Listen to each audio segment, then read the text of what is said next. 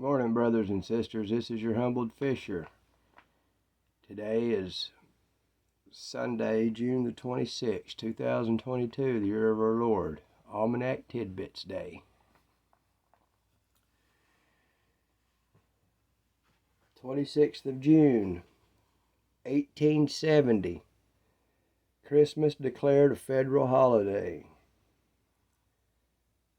June the 27th is the latest sunset of 2022. But it's going to get hotter. It ain't even hit July or August yet. In 1919, on June the 28th, the Treaty of Versailles was signed.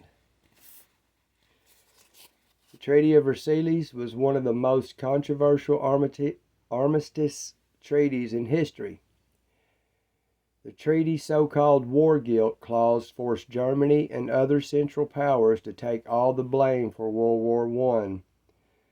This resulted in loss of territories, reduction in military forces, and reparation payments to Allied powers. Treaty of Versailles, 1919. The 29th, the moon is at apogee. I guess that's how you say that, at 2:25 a.m. In 1972, on June the 30th, the first leap second is added to U2C. Now I got to flick over to July because we got a couple of days July in this week. July the 1st, 1785. The dollar named U.S. monetary unit. And then on July the 2nd, is the midpoint of 2022. We're almost halfway through this year. Halfway through it. I'm going to get over here and let me find where we was reading about the soap. I remember reading about it. Oh, here we go. Hang on a second. I forgot. Before we get to the soap, we got to have what days are best to do what. June. If you want to do any baking, the 28th and 29th be your best bet. No good days in June to dry fruits and vegetables. That's rough. Cut hair to increase growth be the 28th and 29th. Cut hair to slow the growth. I don't know how many want to do that. Me, because I like my hair cut short. 25 are today and tomorrow. Today's 26th. Quit smoking, same thing. Today and tomorrow be your best bet. Try that out. Start diet to gain weight be the 28th and 29th this week.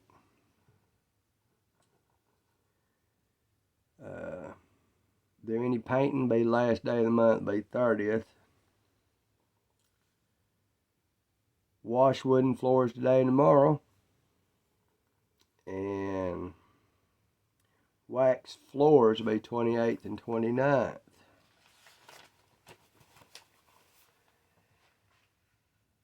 Doing any cutting firewood, you might want to do that now, even though it's hot, because this winter might be cold. I'm sure it will be. It'll be 28th through the 30th. The same with digging holes, 28th through the 30th. Harvest today and tomorrow. Any day they're out there, I harvest them. Kill plant pests today, tomorrow, and the 30th. Mow to increase growth, 28th through the 30th. Mow to slow growth will be today and tomorrow. It's going to be hot day again here. Tomorrow's supposed to be cooler. I need to get out there and mow myself. Not mow myself, but mow, myself.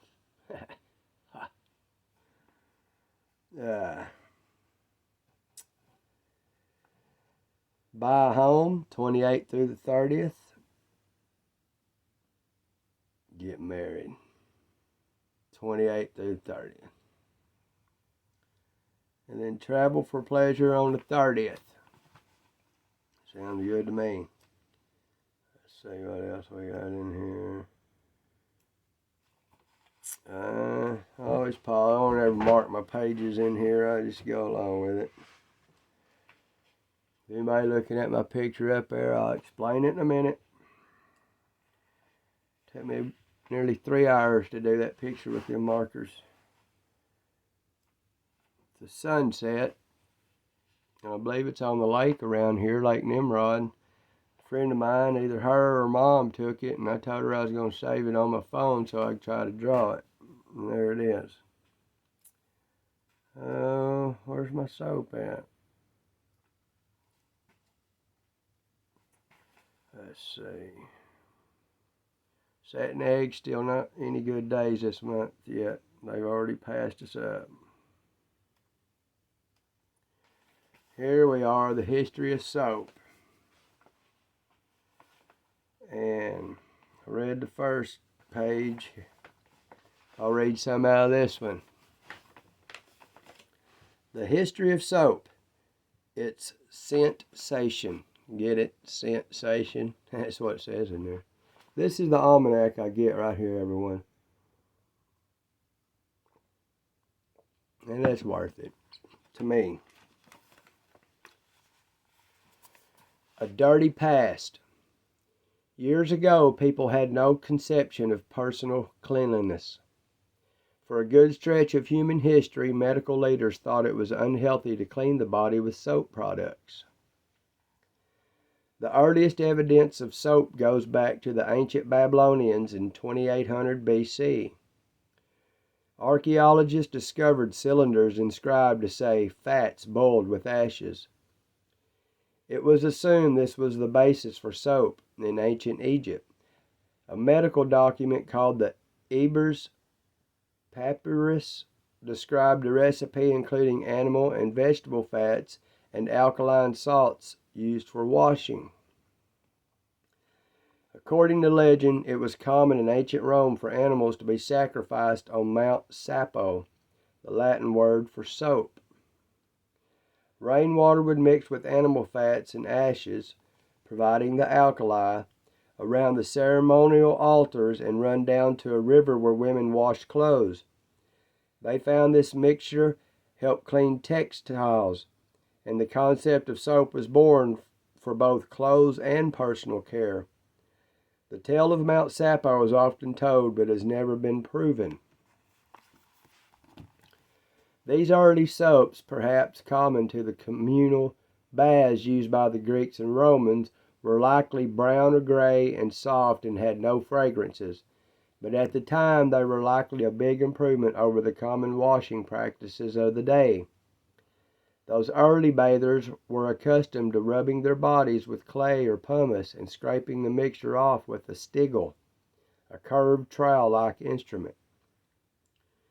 Then the use of cleansing soaps waxed and waned for a time. Soap making was considered an art in Italy, Spain, and France when a purer, softer, and milder form of castile soap was formulated. In the Islamic Middle East, more sophisticated soaps were made using olive oil and exported to Europe. These small batch soaps were reserved for the wealthy. Less well-to-do families passed their own soap-making recipes down through the generations. In the Middle Ages, medical experts began to think bathing helped spread illness. This frightened Francis King Louis XIV, who is said to have taken only 3 baths over a lifetime, apparently covering his body odor with perfumes.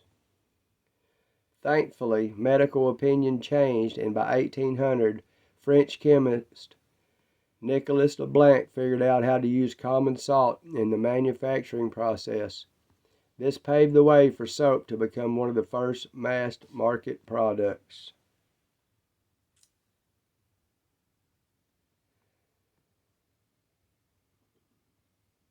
I got time. There's only a couple paragraphs left. Y'all bear with me. The understanding of soap's benefits to fight infection and promote healing grew through several events of the 19th and 20th centuries. During the Crimean War in the 1850s, Florence Nightingale, credited with the evolution of modern nursing, stressed the importance of washing hands with soap to prevent the spread of cholera. The U.S. Civil War launched the business of William Procter and James Gamble, Procter and Gamble, who built fortunes on their soap products. An American folklore was built around the image of rural families mixing animal fat and lye created from ashes to produce their own soaps. That self-reliance, no doubt, was an influence on the emergence of soap making. Hobbyist and thriving boutique businesses putting their own spin on the practice got to any farmer's market or specialty shop, and on farmersalmanac.com. Go to any farmer's market or specialty shop, and you'll find a dizzying variety of fragrances, colors, and textures of soap. And that leads us back to the Brits and the American Revolution. After having imposed a crippling tax on soap since the early 1700s, England lost its hold over the soap industry by the 1850s due to factory production of cleaning products. By their action, the colonists proved they could better afford to hoist a shipment of tea into the harbor than to give up their baths. There's a little tip down here. Longer lasting soap. Buy soap bars on sale in large quantities and store them unwrapped in your linen closet. They will harden and last longer, plus they'll add a pleasant scent to your closet.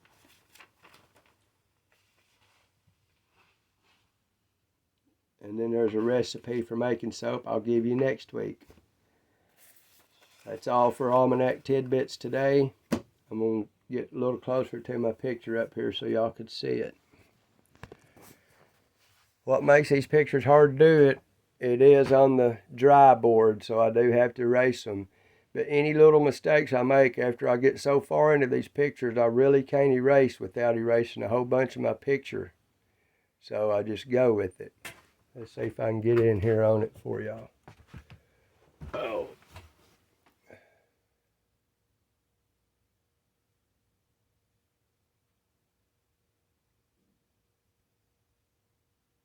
Deborah, if you're watching, this was the one I was going to do on paper, and I'm working on it. But I had to practice on that. Everybody asks me, says, I didn't know you could draw, and I'm like, I didn't either. So y'all bear with me and watch me progress through God's grace. Until next time, this is your humbled fisher wishing you all peace through Christ.